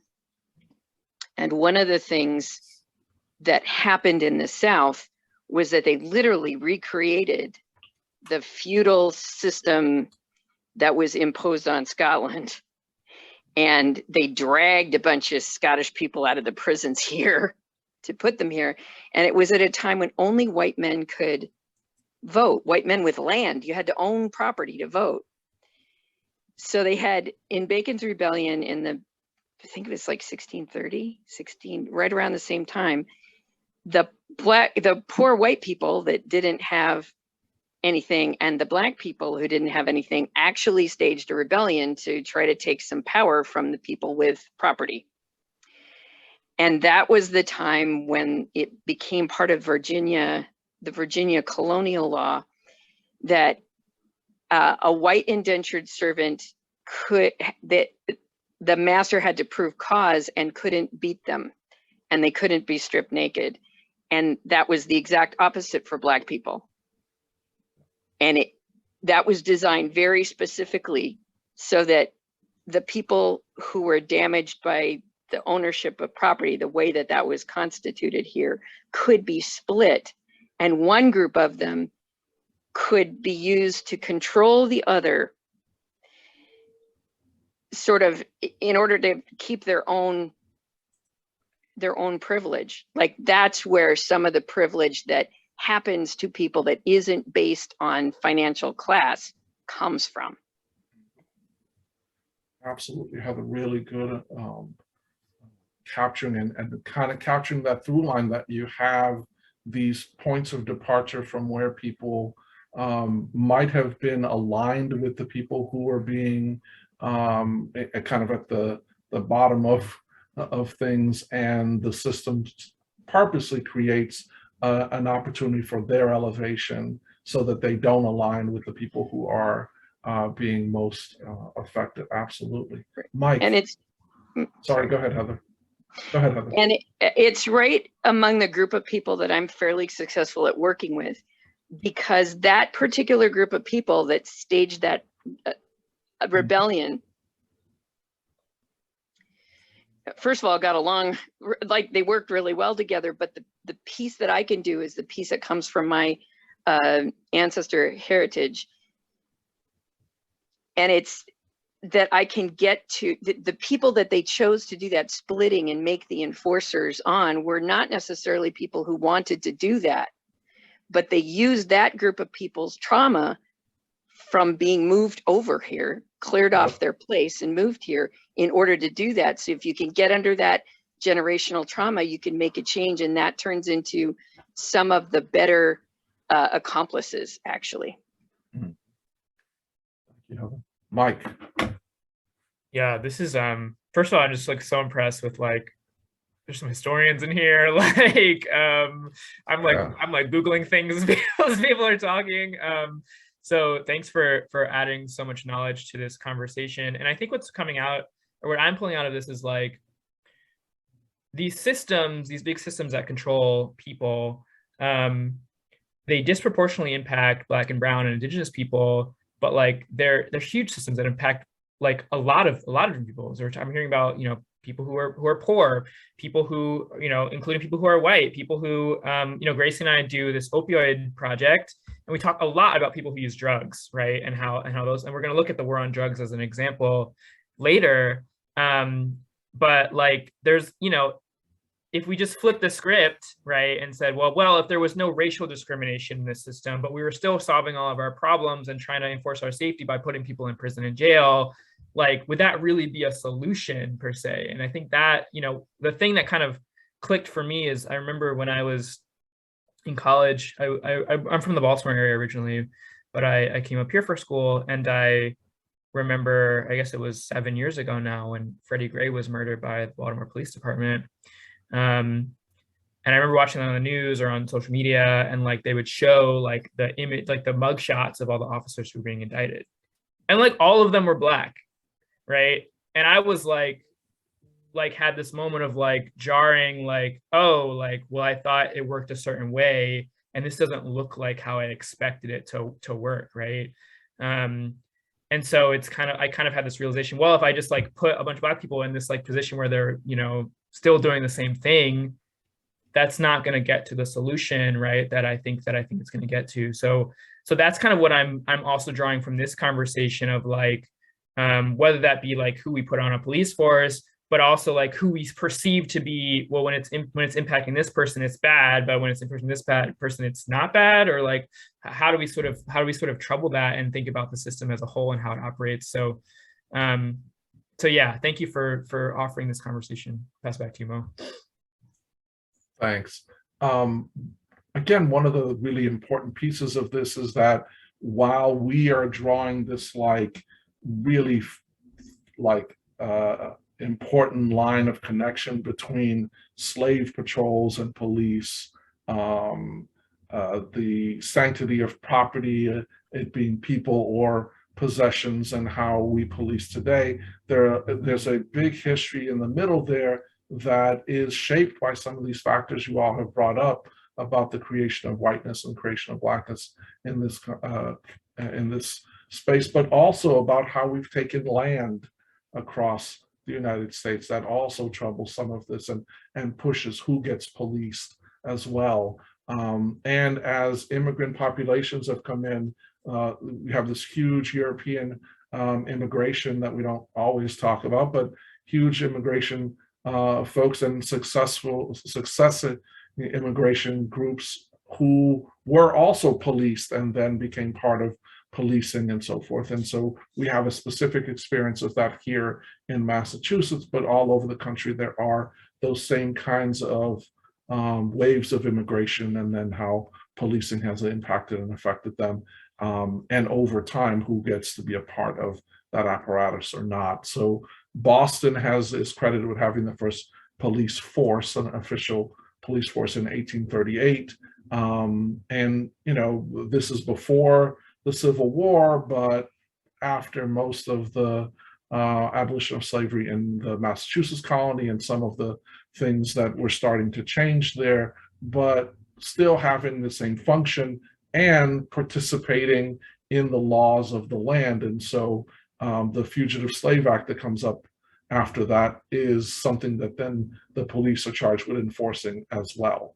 And so you see how the system's set up for police to be the enforcers of the status quo and the power dynamic that exists, no matter who is powerful and who is doing the policing. It's still about keeping that same status quo and that same dynamic. And we see that time and time again. One of the effects of that is in a racialized society, you end up with a over-policing of the people who are seen as criminal, and the folks who are seen as not criminal don't have the same level of policing. And so we have, mass incarceration of Black and brown folks that follows the pattern that the system has set up. And police are part of that system, but they aren't the creators of that dynamic. And it's something for us to interrogate, because if we're trying to reimagine public safety, it isn't just the apparatus that is enforcing the norm, it's what are the norms and how do we interrogate and really explore some of that. So any thoughts or questions on this before we get moving? I saw Leona's hand, and I also see Bill's hand. All right, Leona and Bill. Go ahead, Who Leona. are the creators? Right. Really important that we, have the willingness to ask the question, to also see how we're all, and thank you, Mike, for bringing it up, how we're complicit in it. When we talk about things like white supremacy culture, it's not perpetrated by a set of folks or a set of people. We're all complicit in it because we've all grown up in it. We've all taken in these ideas and we perpetuate them. We create the space for them to continue if we're not challenging them, if we're not really pushing for and trying to create something different. So thank you, Leona. That's a really important question. Bill. I just want to mention briefly that there's, the indigenous notions of property compared to our, kind of capitalist version really centers things and protection of our things, like the Castle Doctrine, or all the way up to Kyle Rittenhouse and the fact that he was protecting a used car lot. There's a certain way that we have really elevated possessions and things to a much higher degree than human life, and it's very much supporting the overall taking of indigenous lands for extractive industries or whatever. It's really a very powerful notion in terms of how policing or military action is carried out. And thank you for that, because this is what's complex about this. This is why it's hard to even have the conversation. We have to ask some of these fundamental questions about how we see ourselves, owning property, and this being my house and I'm the ruler of my house is such a central idea to how we picture ourselves in community, that if we're reinventing public safety, we may need to trouble some of these other constructs around it. Thank you for that, Bill. Shay, and then Mike. Yes, thank you so much. I'll put my camera on. Okay. Hi, everyone. I don't really have much to say, but what I wanted to say is a shout out for doing this program. I think we need more of that.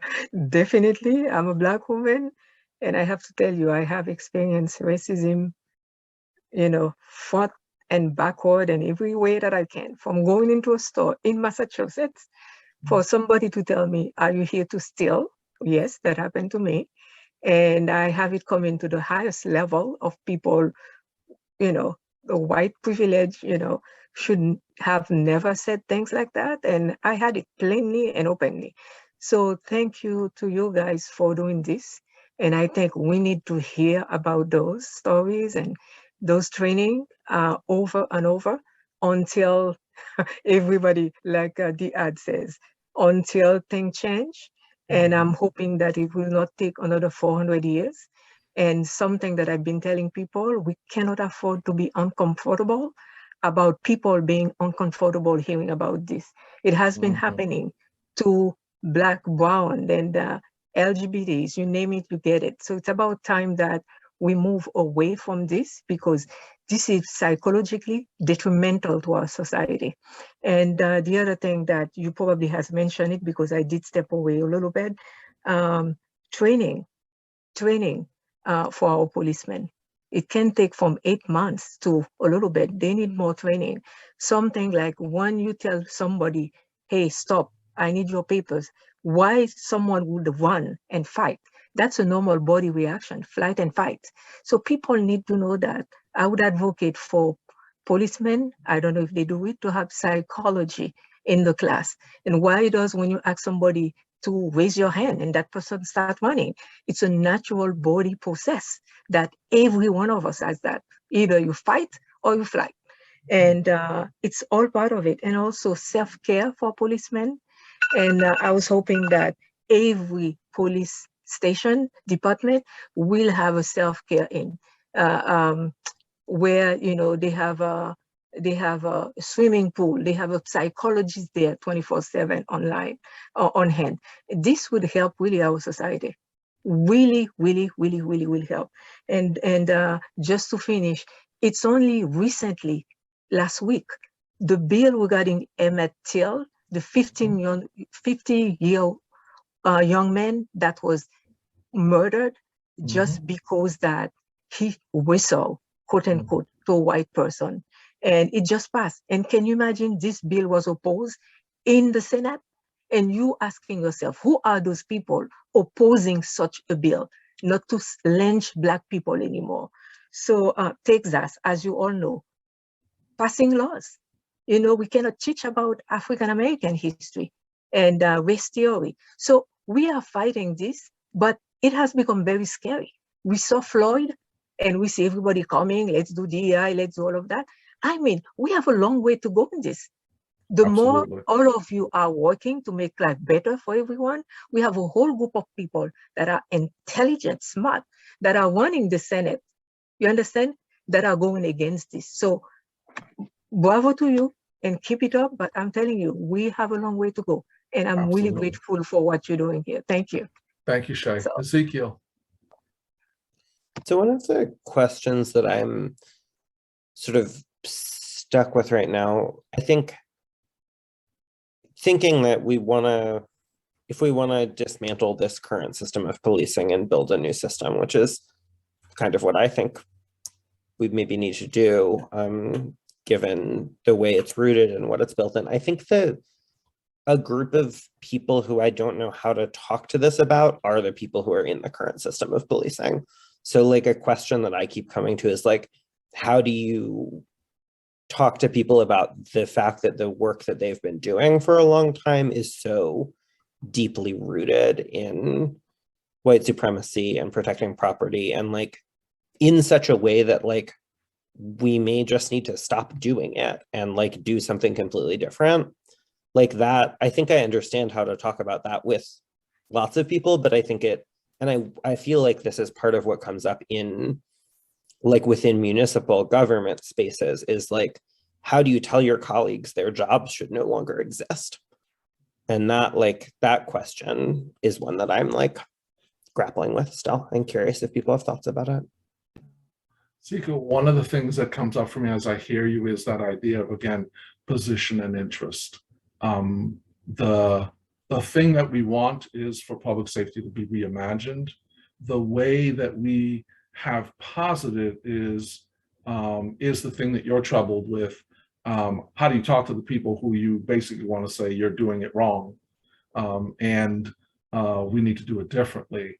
And I think part of what we're trying to think about here is how do we reimagine the whole? Because the police are one piece of it, but they're not the only piece of it. And we need to have them act differently, but for them to act differently, we need the system around them to act differently as well. So I think we want to trouble all of this. I don't think there's an answer to exactly what you're saying, but I think part of the conversation we're having is to place that conversation in a broader conversation about how we want things to be. So then we can really talk to people about what they do. So Natalie and Amira. Thank you. What keeps coming up for me is the not acknowledgement. Like, if we know these systems are broken when it comes to policing, when it comes to medical violence, when it comes to all these things and issues that we have in the BIPOC community, we first need to acknowledge it, especially folks of power that are making these decisions for the BIPOC community. If we don't acknowledge that that these things are happening or it's in existence, then at the root of it's not going to get taken care of. I feel like at some point, someone in these academies that these police are going to, and these doctors, and in all educational systems, it needs to be acknowledged first and foremost before we can move on with changing these systems. It needs to be recognized and say, hey, yeah, these systems are wrong. And the way that we're teaching people of power are wrong. Let's get to the root of it and let's change it. If we don't acknowledge it, then it's not going to go anywhere. Amira? Yeah, thank you, Natalie. I definitely agree with that. And just to add on, I think there's an issue of who, especially an aspect of white supremacy, is who is deserving of public safety, and honestly, who is just deserving a lot of services, even when we think of capitalism as well, too. But when you think of policing, which a lot of times only support white interests, which I think really leads to a lot of the issues that we do see in policing, people that are not deserving are usually Black and brown Indigenous people, people that are low income, speaking even white low income people, people that have their run in with the judicial system or who has been imprisoned in the past. They're not deserving of safety, or they're not deserving of protection of police, which makes them very much more subject to policing. It makes people that are undeserving of safety as well, maybe not comfortable enough to call the police when they are actually feeling unsafe, or have trust in the police system, or have trust in our systems as well. So I think it's really reframing how we believe labeling who's deserving and who is undeserving of these of safety, and a lot of the services that we think that definitely impact these communities. Thank you, Amira. We're going to be diving into some of this with a couple examples of how our systems that are in place really have fomented some of what we see, and that this stuff doesn't just come out of people's bad intentions or just their participations in something that exists. There's a co-creative process that's going on there, and it comes from lots of different sources as well, not just from our friends in the police as well. So I'm going to hand it over to Mike to get us rolling, but I do want to say one last thing before we go is one of the things that we fall into is that we have more policing because there's more crime, and there's a really palpable and easily provable disassociation between the two. And so where we have more policing, we don't necessarily have more crime. And where there's more crime, we don't necessarily have less policing. It's all over the place in terms of that connection between the two. And that's a really important piece, because if we say that this is the central thing that they're supposed to be doing, that's actually not happening. So we're going to have to interrogate what is it that is happening and what is it that we actually want to happen. So I'm going to hand it over to Mike. Yeah, I'm really glad you said that, Mo. Because also I think the same holds true for like our prison population, right? Like there's this, we think that like, oh, like if there's more crime, like more people are going to prison, and like, that should reduce crime and blah, blah, blah, blah. But we're going to look at this war on drugs. We're going to look at a timeline of the war on drugs as a way to sort of dig deeper into some of these issues. And we're going to see that like the incarceration that we see and like that we see today is like a result of particular policy choices. And so, that haven't stopped drug use at all, which I think is evidenced by our current overdose crisis. We're seeing more overdoses from drugs than any other time in recorded history in the United States. So, these policies only serve to sort of basically bolster prisons and bolster the prison industry. but we are going to look at a timeline. And, we've been talking a lot about kind of our older history, thinking about colonial era, sort of the period of antebellum slavery, the Civil War, sort of around that time. And we're going to look at a timeline. Now, the war on drugs, I'll say, is something that was coined to describe maybe the last 5 decades or so, but we can understand drug-related policy and particularly like racist drug-related policy as going back to that period as well. There was the Catholic Church kind of imposing policy and laws and rules on Native people who were using natural substances all the way back in the 1500s to 1600s. So like, this isn't going to be like a comprehensive timeline. It's just going to look at like the last 100 years or so.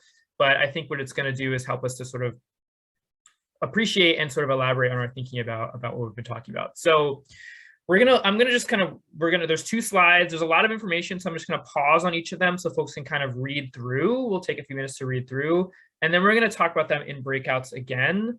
So you have the opportunity to kind of really unpack them. And we're going to give you, maybe we can drop the link in the chat to the slides themselves, so you can look there as well.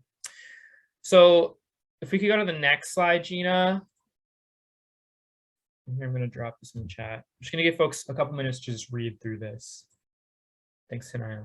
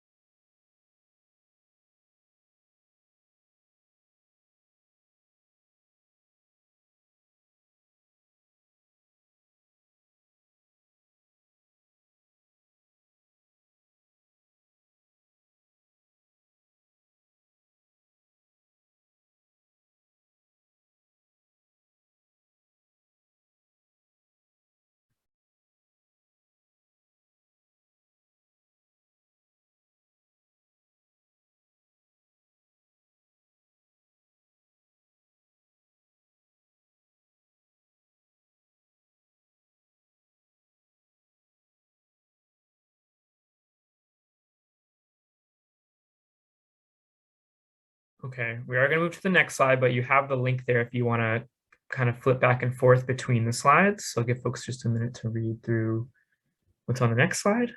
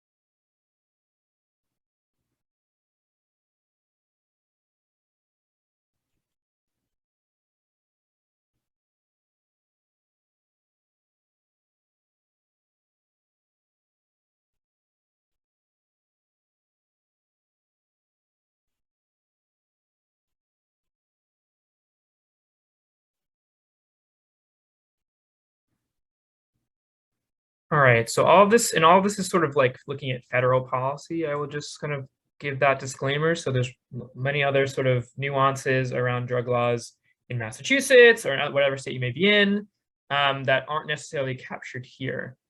But, and I know we went through that quickly, so if you're still kind of reading, you can look at the Google slide link to kind of keep looking at that. But I'm just going to explain what the questions we're going to be answering in our breakouts are before we send you off. So Gina, if you don't mind going to the next slide. So in your breakout rooms, you can be with a couple other people, 3 or 4 total. Answer these questions. are you familiar with any of these events and policies, or are there any that you haven't heard of before? Was there something, I mean, it sounds like there's a lot of history buffs in here, so I'm sure some folks have heard of some of these things.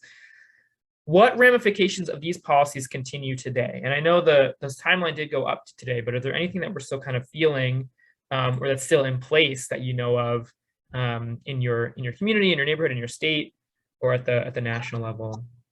And lastly, what do the war on drugs and its legacy mean for our understanding of public safety and who it benefits? So trying to tie it back into this conversation we've been having about public safety today. Any questions about that? Processing. Mo, anything you would add? Okay. So we'll give you at least 10 minutes to chat in your groups. And hopefully you can, if you don't get to all of these questions, that's okay, but hopefully you can sort of use them to sort of generate a conversation. Again, you have that Google link, which Tanayo has generously dropped in the chat again for us. So please just click on that so you can keep looking at the timeline and things like that. And you have the questions as well. All right, Tanayo, please work your magic and we will see you all in about 10 minutes. It's back. So just in our last few minutes, would love to hear from a couple folks, like what came out of that conversation? Were there any sort of surprises? And how do you think it kind of, did it tell you anything about our conversation about public safety, looking at that timeline? Anybody want to share a little bit?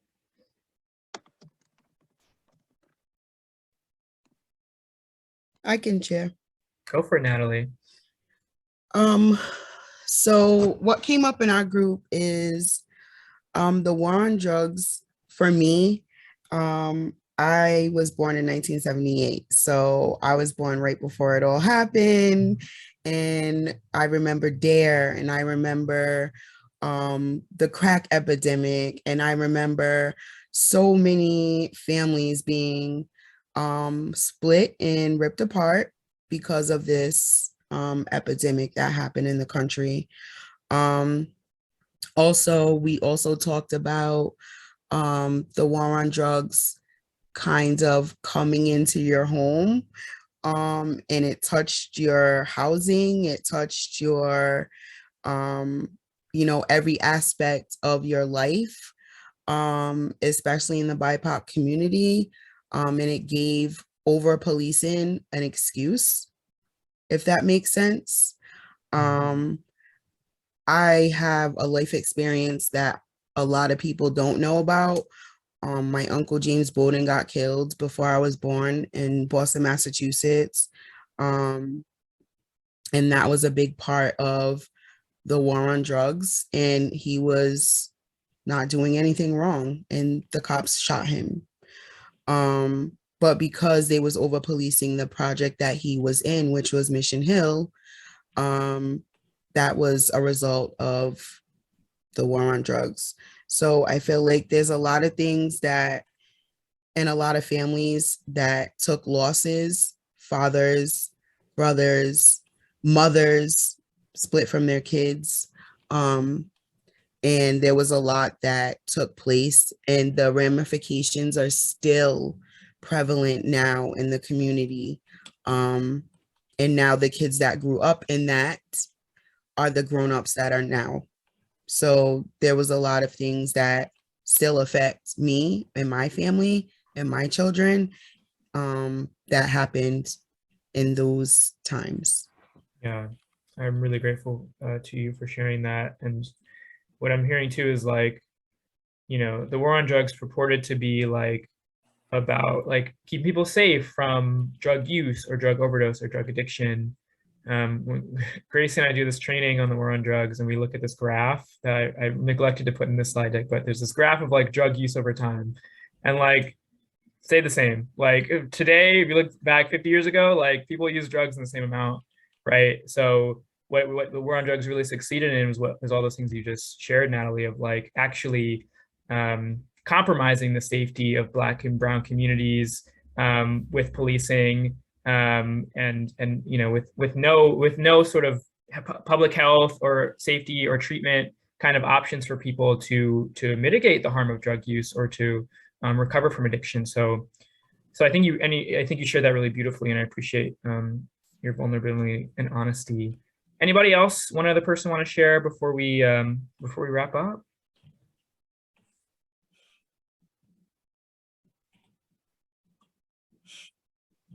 I'll share Leona? something. Oh, Okay, sorry. good. Go ahead. Why don't we go Leona, then Gracie?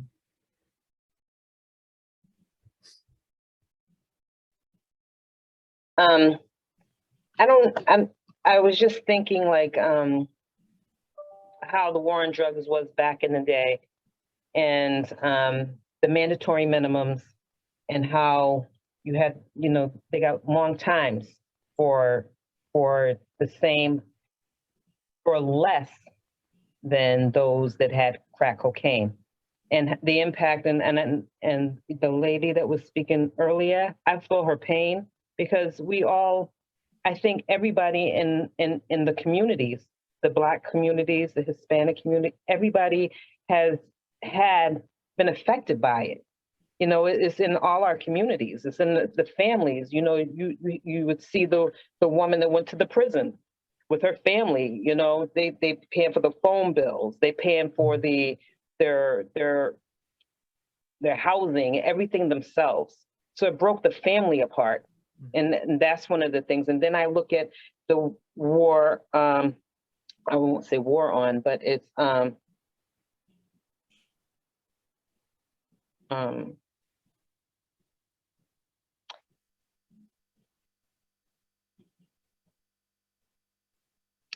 it's really hard to watch your community break apart. People that you know, and please forgive my, I'm a very emotional person. It's a touchy subject for me. The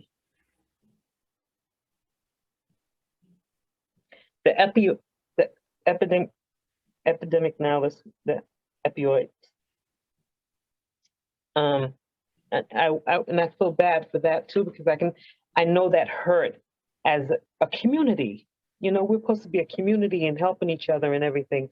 But I think crack was viewed different than that drug. And the consequences, there was more to help those communities and those people, because that didn't affect people of color as much as it affected white folks. You know what I'm saying? So it was like, there was more services out there. There was more money to fix those things, but the money wasn't placed in our communities like that to help us. So that, and I had family members that, that was using crack, so it's, and I had relatives, and I seen people, and when you go to visit the prisons and everything, when I went there, it was like, everybody was of color, everybody. And, and I'm like, so there is something going on with the policing. And I know the lady that was speaking earlier, I think she was a police officer. And I'm glad it does not affect your communities like that. But the way it's affecting the community that I live in, and that several people live in, it's harsh to watch. And then it trickles down a tree in so many ways. You have people that on Section 8, people don't have both those incomes to buy the house that they dream for their children. That's a hurtful thing to watch. People on DTA and all those things, because they have to supply for their family. But this was created for this to happen. And so when I talk about slavery from before, like before the Boston piece, this is a plan. This is a plan to kill us. And that's how I see it. And everyone's entitled to their opinion, but it's a hurtful thing to know. And then if you have a child that's of color, how does you're scared all the time. And mental health, everybody I don't care what anybody say, everybody, and a lot of people have mental health, but it's really prevalent in the Black community, and the Hispanic community, and the Asian community. Everybody has mental health these days. But when you have to deal with how you're going to feed your children, how you're going to okay, I'm done. I'm sorry. I saw a lot of nods, a lot of hearts. Like, I think you said that beautifully. And I think you're right about the way, particularly about the way that the crack epidemic looked a lot different. The response to that looked a lot different than the opioid epidemic. And so it's like, we have a choice about how we respond to certain things that impact public safety, right? Like thinking about like drug overdose impacts people's safety, right? Like people die. And the response can be, let's throw people in jail, or it can be, here's some treatment, here's recovery, we're going to fund that. And it's looked different depending on who we thought was impacted. Because it's not like Black and brown people aren't impacted by the opioid epidemic either. But we think, we kind of assume the media tells us it's more white people. And so that's why we get that kind of response. So we're almost out of time.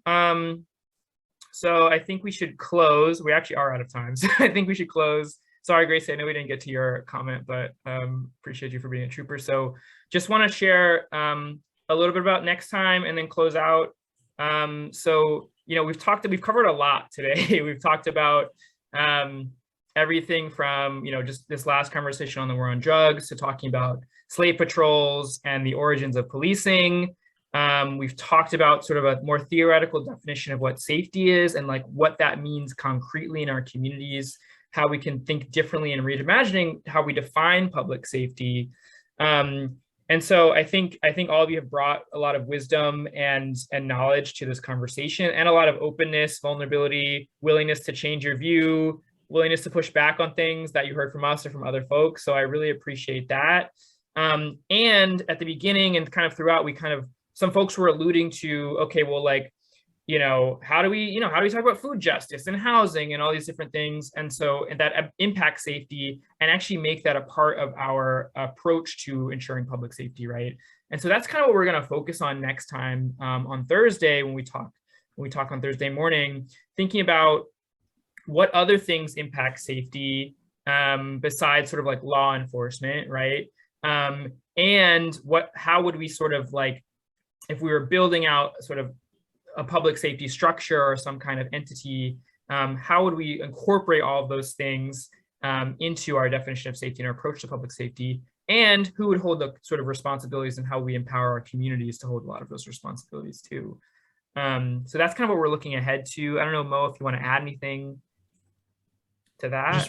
Just want to say we're really thankful for the ways in which folks participated today, what they brought forward, and there's a lot of these things that we need to tie together, and the things that we've been interrogating today that we want to take up on Thursday. We're looking forward to that conversation, and also to, while we've talked about who was not being thought of for safety today, we really want to have an inclusive conversation about how we create safety for all on Thursday. And so our creative process can be a departure from this history and make the kind of break that needs to be made. So looking forward to it. Awesome. Gina, anything you want to say? Nothing. We'll hopefully see you all again Thursday, same time, same place, same link, right, Tanaya? It's the reoccurring link. Yes, awesome. So 9:30 Thursday. We'll see you then. Thank you, Gina, and thanks, Tanayo. Thanks, everybody. We'll see you on Thursday. Thank you all. Thank you all.